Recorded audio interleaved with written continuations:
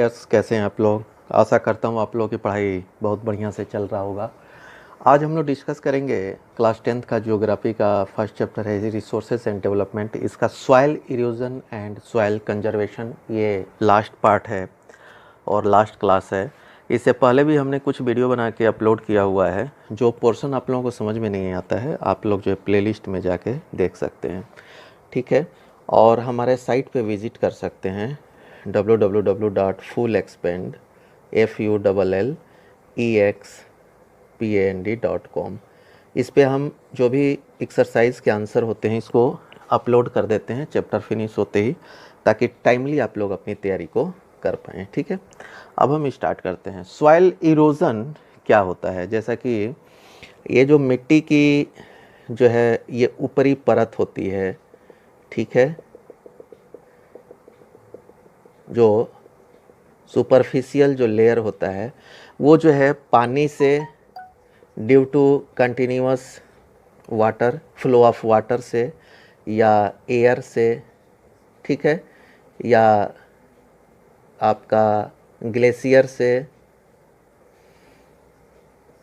ऊपरी परत अगर हट जाती है, जो कि जिसमें कि न्यूट्रिएंट होते हैं जो प्लांट्स के ग्रो के लिए इम्पॉर्टेंट होते हैं, उसी को जैसे हम इरोजन बोलते हैं, जो ऊपरी परत का हट जाना।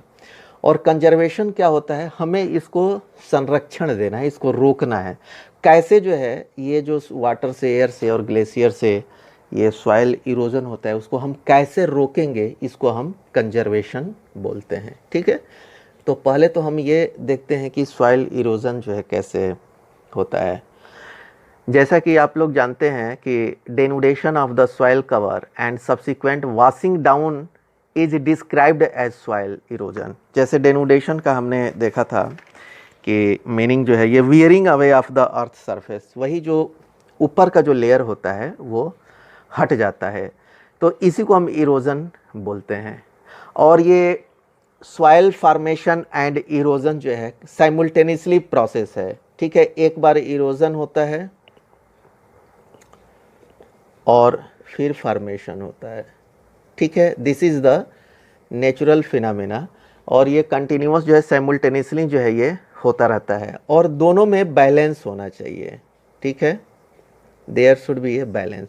जैसे जितना इरोजन हुआ उतना फॉर्मेशन भी हो जाना चाहिए। लेकिन प्रॉब्लम कब आता है, जब ये बैलेंस जो है खराब हो जाता है, ठीक है। जब ये बैलेंस ख़त्म हो जाता है, जैसे इरोजन जो है मोर ज़्यादा होता है और फॉर्मेशन जो है लेस हो जाता है, तो इसमें क्या होगा कि जो ऊपरी परत है वो प्लांट्स ग्रो के लिए इम्पॉर्टेंट है, उसमें जो न्यूट्रिएंट्स वगैरह हैं जो कि, तो उससे जो है हमें प्लांट्स नहीं उग पाते हैं प्रॉपरली इरोजन की वजह से, और वो ज़मीन जो है बैड लैंड में चली जाती है, ठीक है। यानी बैड लैंड मीन्स व्हाट, मतलब कि वो फर्टाइल नहीं रह जाती है। तो इसमें ह्यूमन फैक्टर्स भी कुछ तो जो है आपका नेचुरल फैक्टर भी इम्पोर्टेंट है, इसमें काम करता है, लेकिन कुछ जो है ह्यूमन फैक्टर्स एक्टिविटी भी होती है। जैसे डिफॉरेस्टेशन हो गया, हम बहुत तेज़ी से जंगलों को काट रहे हैं, ठीक है, तो इसकी वजह से भी जो है सॉइल इरोजन होता है। ओवर ग्रेजिंग करते हैं, जो भी हमारे पैस्चर लैंड है उस पर प्लान्ड वे में हमें ग्रेजिंग कराना है। एक एरिया में हमने ग्रेजिंग करा दिया है, जैसे कि बहुत बड़ा अगर पैस्चर लैंड है, ठीक है, तो एक एरिया में हम डिवाइड कर देंगे, यहाँ पे हमने ग्रेजिंग करा दिया, ठीक है। तो अब इस एरिया को छोड़ करके इसमें आप ग्रेजिंग कराइए, ठीक है, अल्टरनेट करके। बाय द टाइम क्या होगा कि जब इसमें ग्रेजिंग कराएंगे तब तक ये जो है फिर आपका जो है पैस्चर लैंड रेडी हो जाएगा, ठीक है। तो ये ओवर ग्रेजिंग हमें नहीं कराना चाहिए, प्लान्ड वे में कराना चाहिए। कंस्ट्रक्शन हो गया, कंस्ट्रक्शन वर्क में जो है भी लैंड्स का प्रॉब्लम होता है, एंड माइनिंग, जैसा कि हमने पीछे भी क्लासेस में देखा, तो ये सब जो है ह्यूमन फैक्टर्स हैं। माइनिंग आपका हो गया and construction, these are the human factors by which there is a soil erosion, ठीक है। अब जो है नेचुरल क्या है, नेचुरल में जैसा कि मैंने बताया था विंड है आपका, हवा से भी मिट्टी कटती है, अगर कंटिन्यूअस हवा चली तो मिट्टी जो है उससे कट जाती है। ग्लेशियर है, ग्लेशियर की वजह से भी होता है, ग्लेशियर भी मूव करते रहते हैं, ठीक है। मतलब कि बर्फ़ के जो है उसके पोर्शन जो है वो जो है उसकी वजह से जो है मिट्टी पे जब पड़ती है तो वो उसके नीचे वाली जो है परत ख़राब हो जाती है, ठीक है। एंड वाटर, जैसे कि कंटिन्यूअस वाटर फ्लो हो रहा है और कहीं किसी ज़मीन पे, तो वो ऊपरी सरत जो पता है, जो सतह है, ऊपरी सतह को जो है वो हटा देता है, ठीक है। Running water cuts through the clay soil and makes deep channel as gullies. और कभी कभी क्या होता है कि बहुत, जैसे कि जो है ये आपका खेत है, ठीक है, तो इसमें जो है गलीज बन जाती हैं, ठीक है। एक गली ये बन गई, गली मतलब गड्ढा, मतलब इतनी चौड़ी ये गड्ढा हो जाती है, ठीक है, ये पानी की वजह से कंटिन्यूअस फ्लो से, तो इसमें हम खेती नहीं कर पाएंगे, ठीक है। तो इसको हम बैड लैंड में ये चला जाता है, क्योंकि इसमें हम खेती नहीं कर पाते हैं। एंड चंबल बेसिन में इस लैंड को हम रेविन्स बोलते हैं, ठीक है। Sometimes water flow as a sheet over large area down slope, in such cases the top soil is washed away. अब जो है स्लोपी एरिया में जैसे कि ये प्रॉब्लम्स आता है, हम देखते हैं। जैसे कि ये, जैसे कि मान लीजिए ये ज़मीन है आपका, ठीक है, दिस इज़ द स्लोपी। अगर कंटिन्यूअस पानी इस पे फ्लो होता चला जाएगा तो इसमें क्या होगा, ये इसकी ऊपरी जो है लेयर जो है, जो इसकी ऊपरी लेयर है वो जो है हट जाएगी, ठीक है। तो इसको जो है हम सीट एरोजन बोलते हैं। इसको दूर करने के लिए कुछ जो है पॉइंट्स हैं, अभी हम उसको देखेंगे कि कैसे इस पे खेती करते हैं, इस लैंड्स पे जो है खेती कैसे किया जाता है। विंड ब्लो से भी जो है मिट्टी जो है ऊपरी कट जाती है, जो ऊपरी लेयर होता है वो चला जाता है। Soil erosion is also caused due to defective method of farming, ये भी बहुत इम्पॉर्टेंट है, ठीक है। डिफेक्टिव मेथड ऑफ फार्मिंग, जैसे कि ये normally defective method of farming कहाँ पे होता है, जहाँ पे स्लोपी एरिया है, हिली एरिया है, वहाँ पे हमें जो है प्लाविंग का ध्यान रखना पड़ता है कि कैसे हमें कंटूर प्लाविंग वगैरह करना है, ठीक है। अगर रॉन्ग वे में करते हैं तो जो है पानी के चैनल्स बन जाते हैं, जिसकी वजह से जो है इरोड होता है। अब जैसे कि एक एग्जांपल के तौर पे हम ये देख लेते हैं कंटूर प्लाविंग, जैसे कि अभी मैंने एग्जांपल दिया था कि ये जो है आपका स्लोपी एरिया है, ठीक है, और इस पे हमें फार्मिंग करना है, ठीक है।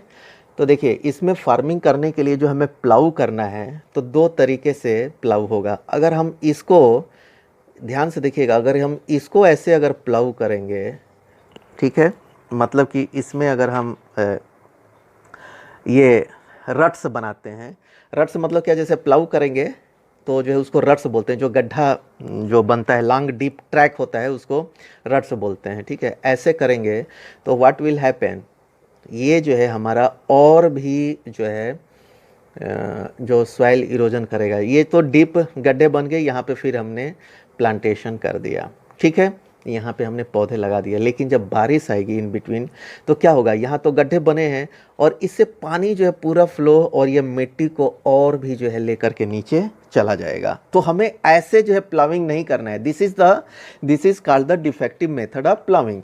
तो यहाँ पे हमें प्लाविंग कैसे करना है ये हम अभी देखेंगे। हमें जो है यहाँ पे परपेंडिकुलर जो है ज़मीन के परपेंडिकुलर प्लाविंग करना है। कैसे, ऐसे, दिस इज़, ये जो है एक एक रट्स बनेगा ऐसे, ठीक है। अभी मैं इसका फ़ायदा बताता हूँ कि क्या, देखिए अगर ऐसे हमने रट्स बना दिया, ऐसे प्लाव किया तो होगा क्या कि ये गड्ढा बना, यहाँ गड्ढा बना कंटिन्यूस, अगर बारिश होती है यहाँ पानी कुछ एक्मुलेट होगा, उसकी स्पीड कम होगी, यहाँ पे एक्मुलेट होगा, करते करते जो है ये जो प्रोसेस है जो इरोजन का, that will be very slow, ठीक है, ना के बराबर होगा यहाँ आते आते जो है। तो ये जो है हमारा सॉइल इरोजन को लेता है। तो यहाँ पे प्लाविंग जो है परपेंडिकुलर करना है, ये ध्यान रखना है, परपेंडिकुलर ऑफ द सॉइल, ठीक है। जो प्लविंग जो है करना है वो परपेंडिकुलर करना है, ठीक है। और जो है पहाड़ी इलाकों में और भी एक टाइप से जो है खेती होती है जिसको हम टेरेस कल्टीवेशन बोलते हैं। टेरेस कल्टीवेशन क्या है, जैसे कि एक एग्जांपल लेते हैं, जैसे कि ऐसे हम करते हैं,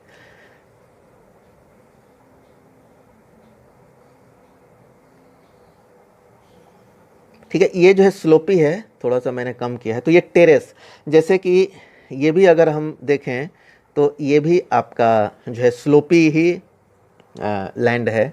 तो यहाँ पे हम ऐसे टेरेस टाइप का बनाते हैं ताकि यहाँ से अगर पानी नीचे आता है तो यहाँ भी प्लाऊ, ये सॉरी यहाँ भी प्लांटेशन है, फिर यहाँ भी है, करते करते हमारा जो है जो इरोज़न होगा वो बहुत कम होगा, लेस इरोज़न, ठीक है, लेस इरोजन होगा या ना के बराबर होगा। This is called the terrace.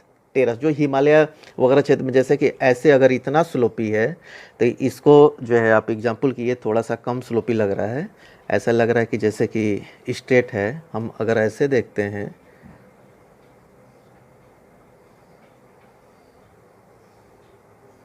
तो ये देखिए, ये जो है आपका ये ऐसे ये लैंड है, ये स्लोपी है, और यहाँ से हम ऐसे टेरस, इसको जो है इसको हम क्या बोलते हैं, टेरस फार्मिंग बोलते हैं, ठीक है, टेरस बना करके।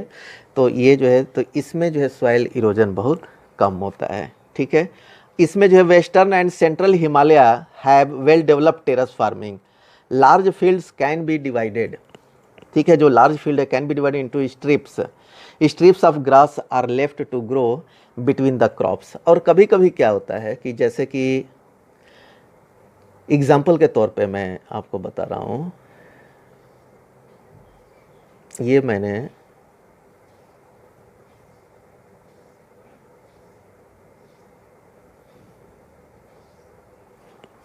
स्टेप्स बना लिए, इसको हम मिटा देते हैं, ठीक है। तो कभी कभी क्या होता है, एक ग्रास जो स्ट्रिप, इसमें जो है घास भी उगाते हैं, ठीक है। जैसे यहाँ पे तो आपका जो भी प्लांट्स होगा, ठीक है, जो भी आपने क्रॉप को, प्लांट से नहीं, क्रॉप हम लिख देते हैं, ये क्रॉप है, यहाँ पे क्रॉप है, यहाँ पे क्रॉप है, यहाँ पे क्रॉप है, लेकिन इसमें जो है ग्रास है, ठीक है, ग्रास। तो इसको हम छोड़ देते हैं बिटवीन द क्रॉप्स। तो इससे क्या होता है, this breaks off the force of the wind. जब हवा चलती है तो हवा के फोर्स को जो है ये क्या करेगी, घास अगर ऊपर रहेगा तो ये ब्रेक करेगी, तो ये जो क्रॉप्स रहेंगे या यहाँ पे जो मिट्टी रहेगी that will be the safe, और उसका इरोजन जो है नहीं होगा। This method is known as strip cropping. इसको हम क्या बोलते हैं, स्ट्रिप, ठीक है, स्ट्रिप क्रॉपिंग इसको हम बोलते हैं, ठीक है। Planting lines of trees to create shelter also work. और जैसा कि हमने बोलता है कि शेल्टर बेड्स बनाते हैं। शेल्टर्स बेड्स में क्या होता है, शेल्टर बेड्स में जो होता है प्लांट्स हम खड़ा करते हैं एक लाइन से, या अगर हम इसको जो है प्लांट्स ऐसे एक साथ जो है, सॉरी, ऐसे हम अगर बना लें, थोड़ा सा जल्दी मैं बना रहा हूँ, ये एक एक प्लांट्स हम, मतलब ट्रीज जो है, मान लीजिए दीज आर द ट्रीज, ठीक है, ये ट्री है सब ऐसे। तो ये बेड बनाने से क्या होता है कि जब हवा तेज़ चलती है, ठीक है, जब हवा तेज़ चलेगी तो जो धूल्स वगैरह उड़ते हैं, जो जिसकी वजह से इरोजन होता है, ये जो है रोक करके वहीं पे मिट्टी को गिरा देगी। तो this will the act as a barrier, ठीक है। तो ये भी जो है बहुत इम्पॉर्टेंट है सॉइल इरोजन को रोकने के लिए, ठीक है। These shelter belts has contributed significantly to the stabilisation of sand dunes. और जो सैंड ड्यून्स होते हैं उसको रोकने में, उसको स्टेबलाइज करने में, ये जो है, ये जो शेल्टर बेल्ट्स है, जिसको हम शेल्टर बेल्ट्स, ये एक एक ट्रीज़ आप इसको मान लीजिए, थोड़ा सा डायग्राम मेरा सही नहीं है बट जो है आपको मेन समझने से है। दीज आर द ट्रीज़, एक एक जो है ये ट्रीज़ हैं, ठीक है। तो ये सैंड ड्यून्स को भी स्टेबलाइज करती है and in stabilising the desert in western India. और वेस्टर्न इंडिया में जो भी डिजर्ट्स हैं उनको ये स्टेबलाइज करता है। तो इस क्लास में हम इतना ही कवर करेंगे। जिन बच्चों ने चैनल को सब्सक्राइब नहीं किया है, आप लोग चैनल को सब्सक्राइब कर लीजिएगा ताकि टाइमली आप लोगों को वीडियो मिलता रहेगा। Okay, thank you.